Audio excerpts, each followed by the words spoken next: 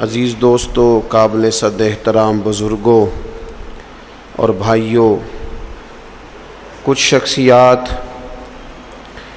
کچھ لوگ، کچھ حوالے ایسے ہیں کہ جن کا نام ہی، جن کا تذکرہ ہی بزرگی کی علامت ہے، اور جن لوگوں کا ذکر ہی انسان کے دل کو سکون عطا کر دیتا ہے۔ اللہ تبارک و تعالیٰ کے کچھ محبوب بندے اس طرح کے بھی ہیں کہ جن کی زندگی ساری کی ساری اس کی محبت میں، اپنے مالک کی فرما برداری میں، اس کے دین حق کے پیغام کی آبیاری میں گزر گئی، اور انہوں نے اپنے شب و روز سارے کے سارے اپنے مالک حقیقی کے نام کر دیے۔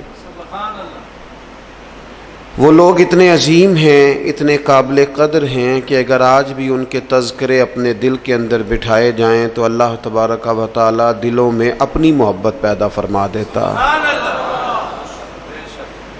یقیناً ہم ہر روز کوئی نہ کوئی بات تو کرتے ہی ہیں، کوئی نہ کوئی ذکر تو چھیڑتے ہیں، کوئی نہ کوئی تذکرہ تو ہمارے پیش نظر رہتا ہی ہے۔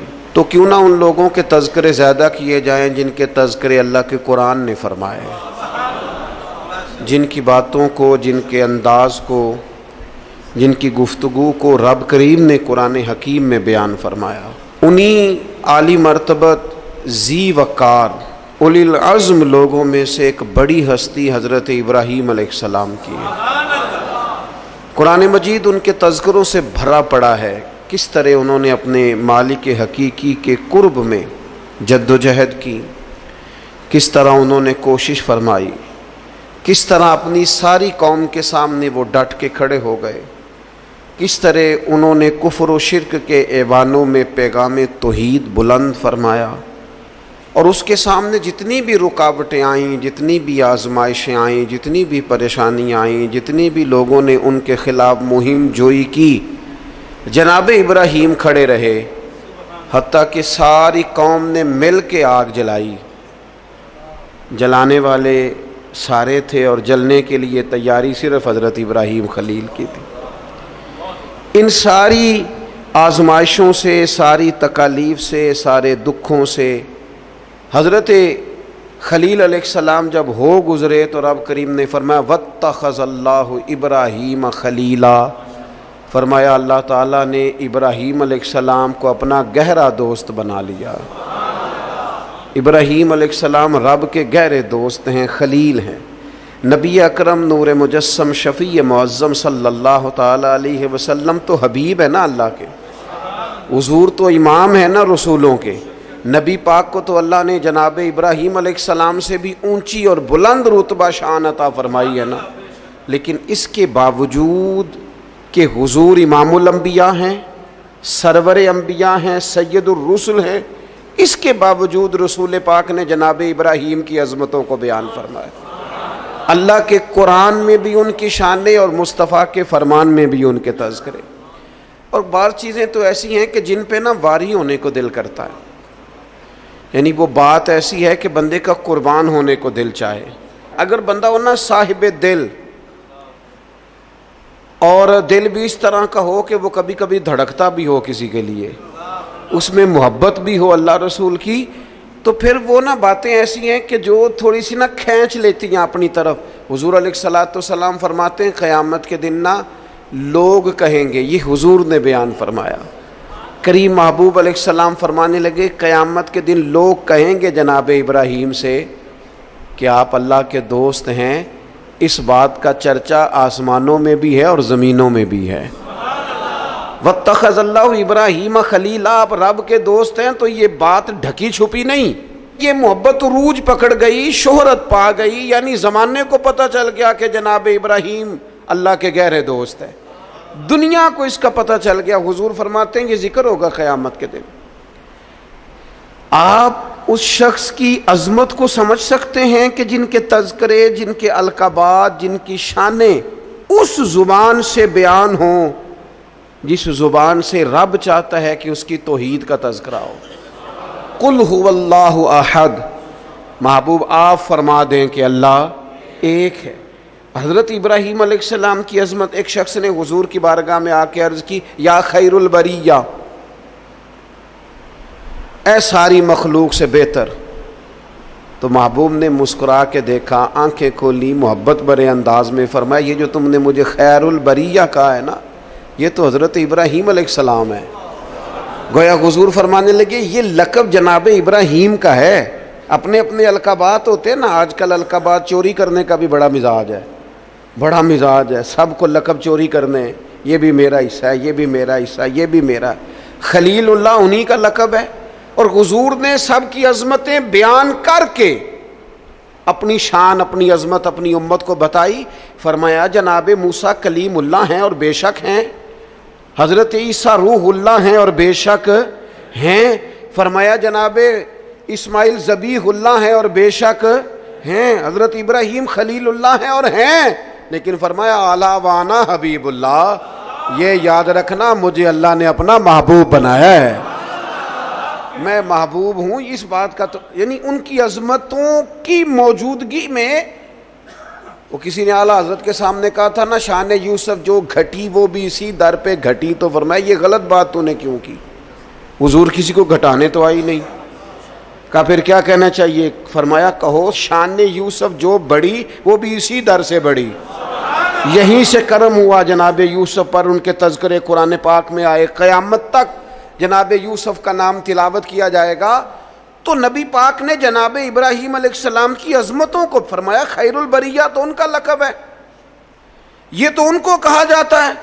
حضور کے جو القابات ہیں وہ تو گنے نہیں نہ جا سکتے، لیکن نبی پاک علیہ الصلوۃ والسلام تو شانے دینے آئے ہیں نا، عظمت عطا فرماتے ہیں. حضرت ابراہیم کی عظمت جو امت کے دلوں میں حضور نے بٹھائی ہے، ان کی بلندی، ان کی شان، ان کا مرتبہ، ان کا مقام. میں نے کہا حضور امام الانبیاء ہیں، حضور سرور انبیاء ہیں، نبی پاک علیہ السلام امام ہیں جناب ابراہیم کے. حضرت ابراہیم نے بیت المقدس میں حضور کے پیچھے نماز ادا کی ہے. پر حضور فرمانے لگے ہر نبی نے نبیوں میں سے کسی نہ کسی کو دوست بنایا، نبیوں کی نبیوں سے دوستیاں ہوئیں. تو فوراً ذہن کی سطح پر سوال اٹھتا تھا حضور آپ کا دوست کون ہے؟ انبیاء کی صفوں میں ایک دوسرے سے دوستیاں لگیں، ہر نبی کی کسی پیغمبر سے دوستی ہوئی. تو یا رسول اللہ آپ کا دوست کون ہے؟ حضور فرمانے لگے میرے دوست وہی ہیں جنہیں اللہ نے اپنا خلیل بنایا ہے. واتخذ اللہ ابراہیم خلیلا، وہ میرے دوست ہیں جنہیں اللہ نے اپنا دوست بنایا. اور بعض چیزیں تو ایسی باریک ہیں کہ وہ جیسے بندہ زیادہ گہرائی میں نہیں اتر جاتا، زیادہ باریک ہو جاتا ہے اور چیزوں کو بڑی قریب کی سطح تک آ کے اس خوبصورتی اور اس کا حسن ملاحظہ کرتا ہے. اور انسان ان ساری نسبتوں سے بھی پیار کرتا ہے جن کا تعلق محبوب سے ہو جاتا ہے، ان گلیوں سے بھی پیار ہو جاتا ہے، ان رستوں سے بھی پیار ہو جاتا ہے. کسی نے بابا فرید سے رستہ پوچھا تھا دلی میں کسی شہر کا، کسی محلے کا، کسی علاقے کا، تو فرمانے لگے نہیں آتا. کب سے ہو دلی میں؟ فرمانے لگے سالوں بیت گئے. تو کہا گلی کا نہیں آتا؟ کہنے لگے دو رستے مجھے بالکل صحیح آتے ہیں، دو بالکل صحیح آتے ہیں رستے، بالکل پکے. ایک جو خواجہ قطب الدین صاحب کے گھر جاتا ہے، اور دوسرا اگر وہ حکم دیں تو جو واپس آتا ہے. دو رستے، ایک کو یار دی یاد پکائیے تے وہ یاد مکمل کیتی ہے. جو کام کرنے والا تھا اس میں کوتاہی، وہ اس میں کوئی قضا نہیں کسی قسم کی. تو کچھ چیزیں ایسی ہوتی ہیں یعنی بندہ نا ان جگہوں سے بھی پیار کرتا ہے جن کی محبوب سے نسبت ہو، ان تعلقات سے بھی پیار کرتا ہے. ہمارے ہاں لوگ یہ کام نہیں کرتے. ہمارے ہاں لوگ فرد واحد سے محبت کرتے ہیں، نسبتوں کو چھوڑ جاتے ہیں. ہم سادے لوگ ہیں نا. تو ایک دفعہ ایک بزرگ اور ہمارے عزیزوں میں سے ہی اور ان کی اہلیہ دونوں میاں بیوی بوڑھے تھے، تو اپنے داماد کی کچھ شکایتیں اور کچھ دکھ بیان کر رہے تھے. تو دکھ بیان کرتے کرتے کہہ رہے تھے منڈا بڑا چنگا ہے، گھر دے نہیں سو ٹھیک، منڈا بالکل ٹھیک ہے، ماں سکھاندی ہے، باپ غلط گائیڈ کرتا ہے، کوئی تھوڑا جہا نقص پہنا پائیاں چ بھی ہے.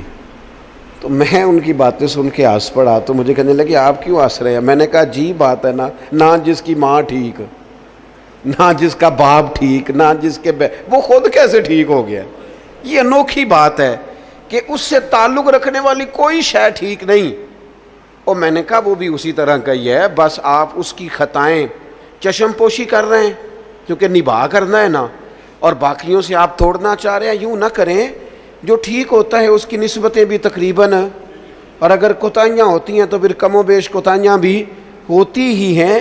ہمیں سمجھنا ہے اس بات کو کہ نسبت جو نا، نسبت اس کا بھی، اگر محبوب سے پیار ہے تو محبوب کی اولاد پاک سے بھی پیار، اگر حضور سے پیار تو جو حضور کی گلیوں میں محبوب کے ساتھ چلتے تھے صحابہ ان سے بھی پیار، اگر محبوب سے پیار تو پھر حضور کو مکے سے پیار تو ہمیں بھی مکے سے پیار، اگر محبوب سے پیار تو نبی پاک کو شہر مدینہ سے محبت تو ہماری مدینے پہ جانے بھی قربان، اور اگر حضور علیہ السلام کو مسواک پیاری تو ہمیں بھی پیاری، حضور کو داڑھی شریف سے محبت تو ہمیں بھی بڑی محبت، نبی پاک کو کتاب و سنت کی تعلیمات کے ابلاغ سے شغف تو ہم زندگی لٹا دیں گے اسی کام میں۔ جو چیز حضور کو پیاری، نسبتوں کا جو منج ہونا چاہیے، جو انسان کے دل میں قدر ہونی چاہیے، اس سے کبھی کوتاہی نہ کریں، ورنہ آہستہ آہستہ آہستہ آہستہ پھر انسان اصل سے بھی جاتا ہے۔ حضور علیہ السلام نے فرمایا چھپکلی کو مار دو، چھپکلی نظر آئے مار دو۔ حضور اس کا قصور، جانور تو بڑے گھومتے ہیں نا، اور درجنوں اور بیسیوں جانور ہیں، اور حشرات الارض ہمیں زمین پہ چلتے دکھائی دیتے ہیں، تو چھپکلی ہی کو کیوں مارے؟ تو حضور فرمانے لگے، یہ صحیح حدیث میں موجود ہے، محبوب فرمانے لگے چھپکلی کو مار دو، اس لیے کہ جب جد الانبیاء حضرت ابراہیم علیہ السلام کی آگ جلائی جا رہی تھی نا، تو یہ چھپکلی اس کو پھونکے مارتی تھی اور جلاتی تھی۔ تو جناب ابراہیم سے اگر چھپکلی بھی اختلاف کرے تو ہمیں وہ چھپکلی بھی پسند نہیں۔ حضرت ابراہیم خلیل علیہ السلام کی اللہ سے محبت، حضرت ابراہیم خلیل علیہ السلام کو اللہ نے اپنا گہرا دوست بنایا۔ آپ ان کی زندگی کو پڑھیں، قرآن پاک کے اندر جا بجا جناب ابراہیم کا تذکرہ ملے گا، اور اس کے اندر جو اللہ کی محبت چھلکتی ہے، جو اپنے مالک سے تعلق نظر آتا ہے۔ ایک بندہ مومن کی جو شان ہونی چاہیے اپنے رب کے ساتھ، اس کا جو رشتہ ہونا چاہیے، اس کی سوچیں، اس کے نظریات، اس کی قلبی کیفیات، اس کا توکل، اس کا صبر، اس کا بھروسہ، اس کی امیدیں اپنے مالک کے ساتھ کس طرح وابستہ ہونی چاہیے۔ یہ جناب ابراہیم کی زندگی سے یوں نور پھوٹتا ہے کہ بنجر دل بھی آباد ہو جاتے ہیں، بے آباد روحوں پر پھول کھلنے لگتے ہیں۔ قرآن مجید کی سورہ شعراء کے اندر حضرت ابراہیم علیہ السلام کا وہ تذکرہ ملتا ہے کہ وہ اپنے رب کے بارے میں کس طرح گفتگو کرتے ہیں، اپنے مالک کا تعارف لوگوں کو کراتے ہیں، تو کس طرح فرماتے ہیں الذی خلقنی فہو یہدین، میرا رب وہ ہے جس نے مجھے پیدا کیا اور وہی مجھے ہدایت بھی عطا کرے گا۔ خالی میرے رب نے مجھے پیدا نہیں کیا، وہ مجھے ہدایت بھی عطا کرے گا۔ والذی ہوا یطعمنی ویسقین، میرا رب وہ ہے جو مجھے کھلاتا بھی ہے اور پلاتا بھی ہے۔ وَإِذَا مَرِضْتُ فَهُوَ يَشْفِينِ، فرمانے لگے جب میں بیمار ہوتا ہوں نا تو وہ مجھے شفا عطا کرتا ہے۔ یہ اللہ کرے آپ قرآن مجید کے الفاظ کی لذت محسوس کریں۔ میرا رب وہ ہے جس نے مجھے پیدا کیا، وہی مجھے ہدایت دے گا۔ میرا رب وہ ہے کہ جو مجھے کھلاتا اور پلاتا ہے۔ میرا رب وہ ہے جب میں بیمار ہوتا ہوں تو مجھے شفا دیتا ہے۔ والذی یمیتنی ثم یحیین، میرا رب وہ ہے جو میری روح قبض کرے گا، مجھے وفات دے گا، اور پھر میرا رب مجھے زندہ بھی کرے گا۔ اور فرمایا والذی اطمع ان یغفر لی خطیئتی یوم الدین، قربان جائیں، لفظ دیکھیں، عاجزی دیکھیں۔ اللہ کے نبی تو معصوم ہوتے ہیں، خطاؤں سے پاک ہوتے ہیں، لیکن فرمانے لگے پھر مجھے امید ہے کہ میرا رب قیامت کے دن میری خطائیں بھی معاف فرما دے گا، میرا رب قیامت کے دن میری خطائیں بھی معاف کر دے گا۔ یہ حضرت ابراہیم علیہ السلام اپنے مالک کا تعارف کرا رہے ہیں، تذکرہ ہو رہا ہے۔ سب سے پہلے ارشاد فرمایا الذی خلقنی فہو یہدین، میرا رب وہ ہے جس نے مجھے پیدا کیا اور وہی مجھے ہدایت دے گا۔ اللہ کریم نے نہ انسان کو صرف پیدا نہیں کیا، اس کی ہدایت کا بندوبست بھی فرمایا۔ حضرت آدم علیہ السلام جب زمین میں تشریف لائے تو رب کریم نے فرمایا جو میری ہدایت کی پیروی کرے گا نا زمین پہ اتر جاؤ، اور پھر جو شخص فمن تبع ہدایا، جو پیروی کرے گا نا اس ہدایت کی جو میری طرف سے آئے گی تو فلا خوف علیہم ولا ہم یحزنون، پھر اس بندے پر نہ کوئی خوف ہوگا نہ وہ غمگین ہوگا۔ اللہ کی طرف سے جو ہدایت آتی ہے، کب؟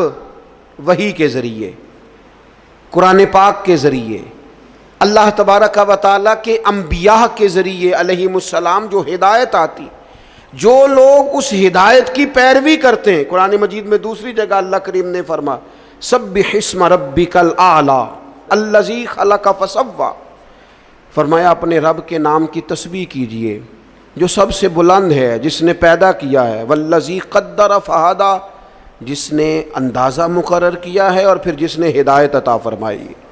رب پیدا کرتا ہے، ہدایت دیتا ہے، اور اللہ کی طرف سے جو ہدایت آتی ہے، میں ایک دفعہ پہلے بھی عرض کیا تھا، ایک ہوتا ہے کوئی دانشور آپ کو مجھے اپنی عقل کے مطابق موٹیویٹ کرتا ہے، وہ جو اپنی عقل کے مطابق ہمیں سمجھاتے ہیں اس میں نقص رہ جاتے ہیں، کمزوریاں رہ جاتی ہیں۔ نبی جو سمجھاتے ہیں وہ اللہ کی وحی کے ذریعے سمجھاتے ہیں، اس میں کوئی کمی نہیں رہتی۔ حضرت ام ایمن رضی اللہ تعالیٰ عنہا نا بیٹھ کے رو رہی تھیں حضور علیہ السلام کے وصال ظاہری کے بعد، تو جناب ابو بکر صدیق رضی اللہ تعالیٰ عنہ اور جناب فاروق اعظم رضی اللہ تعالیٰ عنہ دونوں جناب ام ایمن کے پاس بیٹھے تھے۔ حضور علیہ السلام نے فرمایا یہ میری ماں ہے جناب ام ایمن، رضائی والدہ ہیں، حضور کی بڑی خدمت کی انہوں نے، وہ رو رہی ہیں۔ تو شیخین کریمین دونوں پاس بیٹھے تھے، فرمانے لگے اماں جی آپ کیوں روتی ہیں؟ انہوں نے کہا اس لیے رو رہی ہوں کہ نبی پاک علیہ السلام کا وصال ہو گیا۔ جناب ابو بکر صدیق فرمانے لگے اللہ نے تو محبوب کو بلند شانیں عطا فرمائی ہیں، حضور کی عظمتیں تو بلند سے بلند تر ہیں وصال کے بعد بھی۔ تو حضرت ام ایمن نے جو جملے کہے وہ بڑے سمجھنے والے ہیں، فرمانے لگی میں رو اس لیے رہی ہوں کہ حضور موجود تھے ظاہری طور پر، تو جو آسمان سے وحی آتی تھی نا وہ سلسلہ ختم ہو گیا، وہ جو اللہ کا بندوں سے رابطہ تھا، وہ جو وحی آتی تھی وہ سلسلہ منقطع ہو گیا۔ تو اللہ تعالیٰ اپنے بندوں کی ہدایت کا بندوبست کرتا ہے، جناب ابراہیم فرما رہے ہیں، قرآن مجید اس کا تذکرہ کر رہا ہے۔ ہمیں وہ ہدایت لینی چاہیے جو کتاب و سنت سے ہمیں ملتی ہے، وہ رہنما اصول لینے چاہیے جو ہمیں کتاب و سنت سے میسر آتے ہیں۔ ہمارے ہاں برادری کے رسم و رواج، قبائلی رسم و رواج، علاقائی ضروریات، اور پھر یہ کہ میں اب چونکہ فیشن بدل گیا، اب چونکہ حالات بدل گئے، اس تناظر میں ہم اپنی زندگی کو ترتیب دیتے ہیں، نتیجہ جو نکلتا ہے کہ زمانہ گزر گیا ہے، ہمارے حالات بہتر ہونے کو آ ہی نہیں رہے۔ تو حضرت ابراہیم فرماتے ہیں رب نے مجھے پیدا کیا اور میرا رب مجھے ہدایت بھی عطا فرماتا ہے۔ پھر فرمایا والذی ہوا یطعمنی و یسکین، میرا رب وہ ہے جو مجھے کھلاتا بھی ہے اور پلاتا بھی ہے۔ کھلاتا پلاتا کون ہے؟ یہ چونکہ بات حضرت ابراہیم کی ہے اور بیان قرآن مجید فرما رہا ہے، بات میں گہرائی بڑی ہے۔ فرمایا میرا رب وہ ہے جو مجھے کھلاتا بھی ہے، اور پہلے تو اس نے بندوبست کیا، زمین میں اناج پیدا کیا، اور پھر مختلف انواع و اقسام کی چیزیں پیدا کی، گندم بھی ہے، جوں بھی ہے، مکئی بھی ہے، جس کی طبیعت کو جو موافق ہے وہ لے سکتا ہے، ہر قسم کی چیزیں پیدا کی۔ اور جناب ابراہیم کہتے ہیں یہ میرا رب ہی کھلاتا پلاتا ہے، یہ ساری چیزیں پیدا کرنے کے بعد پھر بھی اگر سے دے تبھی بندہ کھا سکتا ہے، خدا نہ خواستہ منہ میں زخم ہو جائے تو بندہ کھا سکتا ہے؟ پکی ہوئی ہے چیز، آ گئی ہے آپ کے سامنے پڑی ہے، نہیں کھا سکتے۔ کھائیں گے کب؟ جب رب کھلائے گا۔ پئیں گے کب؟ جب رب پلائے گا۔ سامنے چیزیں پڑی ہیں، بہترین بنی ہوئی ہیں، وہ کہتا ہے میرا معدہ قبول نہیں کرتا، اب میں اس کو ہضم نہیں کر پاتا، اب میری طبیعت کے ساتھ جناب ابراہیم علیہ السلام کی باتیں، رب کی محبت میں کی ہوئی باتیں، اللہ کے پیار میں کی ہوئی باتیں، فرمانے لگے کھلاتا بھی اللہ ہے، پلاتا بھی اللہ۔ میرے نبی پاک علیہ السلام نے اس بات کو بڑا کھول کے بیان کیا جب سرور کائنات صلی اللہ علیہ وسلم نے وصلی روزے رکھے نا، مسلسل روزے، سرکار افطار نہیں کرتے، مسلسل روزہ رکھ لیتے ہیں۔ تو بعض صحابہ نے بھی رکھے تو ان کی طبیعت میں نکاہت آ گئی، علیل ہو گئے، تو حضور نے فرمایا تم میں میری مثل کون ہے؟ فرمایا میں تو اپنے رب کے پاس رات گزارتا ہوں، مجھے کھلا بھی دیتا ہے پلا بھی دیتا ہے، مجھے میرا رب کھلاتا پلاتا ہے، کھلاتا پلاتا رب بھی ہے۔ آپ یقین کریں نعمتیں جتنی مرضی ہوں، والذی ہوا یطعمنی ویسقین، جناب ابراہیم کہتے ہیں میرا رب مجھے کھلاتا ہے اور میرا رب ہی مجھے۔ پھر حضرت ابراہیم آگے فرماتے ہیں وَإِذَا مَرِضْتُ فَهُوَ يَشْفِينِ، وَإِذَا مَرِضْتُ فَهُوَ يَشْفِينِ، فرمایا جب میں بیمار ہوتا ہوں تو میرا رب مجھے شفا۔ سبحان اللہ، جناب ابراہیم کا انداز دیکھیے، فرمایا بیمار میں ہوتا ہوں، یہ نہیں فرمایا وہ بیمار کرتا ہے، بیمار میں ہوتا ہوں۔ یہ عاجزی دیکھیں، یہ تعلیم امت دیکھیں، یہ سمجھانے کا انداز دیکھیں، جب میں بیمار ہوتا ہوں نا وہ مجھے شفا عطا کرتا ہے۔ اللہ کے انبیاء کرام علیہم السلام یا اولیاء کرام جب بیمار ہوتے ہیں نا تو ان کی بیماری آزمائش ہوتی ہے، ان کے درجات کی بلندی ہوتی ہے، اللہ کا قرب اور بڑھتا ہے، ان کی بیماری معاذ اللہ کسی قسم کی سزا نہیں ہوتی۔ لیکن میری اور آپ کی طرح کے لوگ، ہم جو گناہگار لوگ ہیں، ہم کیوں بیمار ہوتے ہیں جی؟ شوگر کیوں ہوتی ہے؟ زیادہ میٹھا کھایا، اپنے جسم کو آرام دہ کیا، کوئی ورزش نہیں کی، کوئی کوشش نہیں کی، کوئی جد و جہد نہیں کی۔ مومن کی زندگی اس طرح نہیں ہوتی کہ وہ ساری بستر کی نظر کر دے، وہ موبائل لے کے لیٹا ہے تو لیٹا ہی لیٹا ہے، یہ اس کی لائف نہیں ہوتی۔ مومن کی زندگی فعال ہوتی ہے، جد و جہد والی ہوتی ہے، کوشش والی ہوتی ہے، اس کے اندر ہمت اور توانائی پائی جاتی ہے۔ مومن کا کام ہے مسلسل آگے بڑھنا، کوشش کرنا۔ لیکن ہمارے ہاں اب وہ سستی، وہ روایتی آرام طلبی، اقبال کہنے لگے لہو مجھ کو رلاتی ہے جوانوں کی تن آسانی۔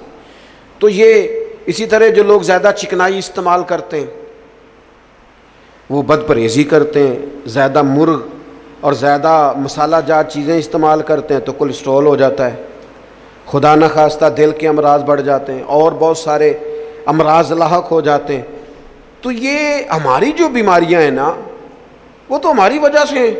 تو جناب ابراہیم علیہ السلام فرمانے لگے جب میں بیمار ہوتا ہوں تو میرا رب مجھے شفا دیتا ہے۔ میں نے کہا اللہ کے نبی جو ہوتے ہیں، پیغمبر جو ہوتے ہیں، ان کی بیماری تو کسی ان کی معاذ اللہ کمزوری کی وجہ سے نہیں ہوتی، وہ تو معصوم ہے۔ فرمایا جب میں بیمار ہوتا ہوں، ہماری تعلیم کے لیے فرمایا جب میں بیمار ہوتا ہوں، کمزوری کی، غلطی کی، بیمار ہو گئے، لیکن وہ بڑا کریم ہے، وہ اپنے فضل سے شفا عطا فرما دیتا ہے۔ وہ اپنے بندوں کو، نبی پاک علیہ السلام فرماتے ہیں رب نے کوئی بیماری نہیں پیدا کی جس کی دوا نہ پیدا کی ہو۔ وہ میں اکثر کہتا ہوں بعض لوگ تھوڑے زیادہ نیک ہو جاتے ہیں، نیکی بھی تھوڑی چند قدم آگے گزار لیتے ہیں شریعت سے آگے، کچھ زیادہ ہی پرہیزگار ہو جاتے ہیں۔ وہ خدا کے بندے دائرہ شریعت کے اندر، حضور نے منع فرمایا تھا ساری رات کھڑے ہو کے عبادت نہ کرنا، کچھ دیر آرام بھی کرنا۔ جی میں نے عبادت ہی کی ہو، بھائی عبادت کر، پر جو دین تجھے بتاتا ہے اس کے دائرے میں رہ۔ وہ جی ہم دوائی نہیں استعمال کریں گے، ہمارا اللہ پہ بھروسہ ہے۔ او خدا کے بندے، جب حضور فرما رہے ہیں، نبی کریم فرما رہے ہیں کہ اللہ نے کوئی مرض ایسا نہیں پیدا کیا جس کی دوا پیدا نہ کی ہو سوائے بڑھاپے اور موت کے۔ بوڑھا بھی انسان نے ہونا ہے، مر بھی انسان نے جانا ہے، اس کی دوا کوئی نہیں۔ باقی اللہ نے ہر بیماری کی دوائی پیدا کیا، اور دیکھ لے وقت کے ساتھ ساتھ وہ دوائیاں دریافت ہو رہی ہیں۔ تو فرمایا میں بیمار ہوتا ہوں، میرا رب مجھے۔ حضرت امام جعفر صادق اس آیت کے تحت کیا فرماتے ہیں؟ فرماتے ہیں یہ ہماری تعلیم کے لیے نا، جب میں بیمار ہوتا ہوں تو میرا رب مجھے شفا عطا کرتا ہے۔ امام جعفر صادق فرماتے ہیں جب لوگ گناہ کر کے بیمار ہوتے ہیں نا تو اللہ انہیں توبہ کی توفیق دے کے شفا عطا فرما دیتا ہے۔ حضرت شیخ ابو بکر شبلی رحمۃ اللہ علیہ فرمانے لگے جب لوگ دنیا میں پوری طرح محو ہو جاتے ہیں اور دنیا داری کر کر کے بیمار ہو جاتے ہیں، پھر رب جب فضل کرے اور اپنے دیدار کی لذت پیدا کر دے تو اس کا مطلب ہے رب لذت پیدا کر کے شفا عطا فرما رہا۔ جب میں بیمار ہوتا ہوں تو پھر میرا رب مجھے شفا عطا کرتا ہے. والذی یمیتنی ثم یحیین، فرمایا وہی مجھے وفات دے گا اور پھر وہی مجھے زندہ بھی کرے گا، پھر کھڑا کرے گا قیامت کے دن مجھے. اور فرمایا والذی اطمع، مجھے امید لگ گئی ہے. اعلیٰ حضرت نے ترجمہ کیا ہے مجھے آس لگی ہے، یہ میری آس ہے. کیا؟ ان یغفر لی خطیئتی، کہ وہ میری خطائیں بخش دے گا. میں نے کہا انبیاء معصوم ہوتے ہیں، یہ بھی ہماری تعلیم کی. امید رکھو کسی جگہ بھی، کسی مقام پر نا امید نہ ہونا. اللہ معاف کرنے والا. امید لگی ہے کہ وہ میری خطائیں بخش دے گا. کب؟ یوم الدین، قیامت کے دن. وہ میری خطائیں صبح قیامت معاف کر دے گا. حضرت ابراہیم علیہ السلام کے تذکرے، جناب ابراہیم کی عظمتیں، اپنے مالک کو پہچاننا، اپنے رب سے دعائیں مانگنا، یعنی اس تصور کو بار بار اپنے دل میں پیدا کرنا کہ مجھے پیدا کرنے والا میرا اللہ ہے، ہدایت کا نور دینے والا میرا اللہ ہے، کھلانے پلانے والا میرا اللہ ہے، میں بیمار ہوتا ہوں تو شفا دینے والا میرا اللہ کریم ہے. وہی مجھے موت دے گا، پھر وہی مجھے زندگی عطا کرے گا. امید ہے قیامت کے دن وہ میری خطائیں بھی معاف کر دے. اپنے دلوں میں یہ جذبہ لائیے، اپنے مالک کے حضور اپنا سر نیال جھکائیے، نکلیے تھوڑا سا دنیا کے جھمیلوں سے، دنیا کی باتوں سے. کیمرے کے پیچھے دنیا نہیں ہے، دنیا تو یہ ہے جو بستی ہے آپس میں. اللہ تعالی حضرت ابراہیم علیہ السلام کی محبت کا فیضان عطا کرے.